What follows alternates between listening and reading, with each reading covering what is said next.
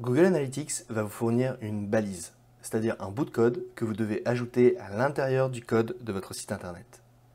Plus précisément, il faut que cette balise soit présente sur chaque page de votre site que vous voulez traquer.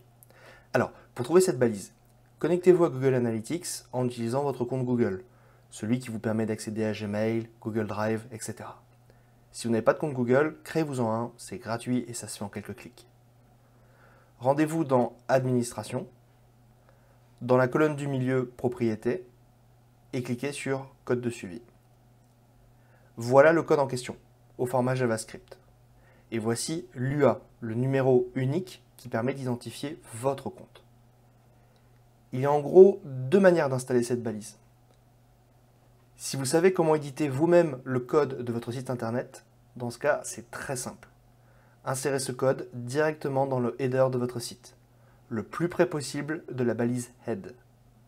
Ici, par exemple, sur WordPress, je le mets dans le fichier PHP qui est utilisé sur chaque page par mon template.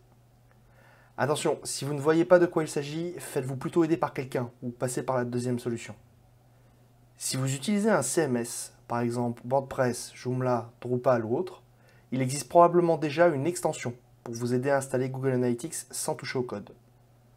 Par exemple, pour mon site WordPress, je peux installer le plugin Monster Insight, puis lui donner mon code UA. Ok, une astuce avant de terminer. Au lieu d'installer Google Analytics, envisagez plutôt d'installer Google Tag Manager.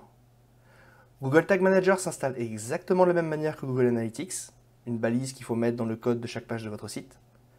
Mais la différence, c'est que Google Tag Manager va vous permettre ensuite d'installer tous les éléments de tracking dont vous avez envie.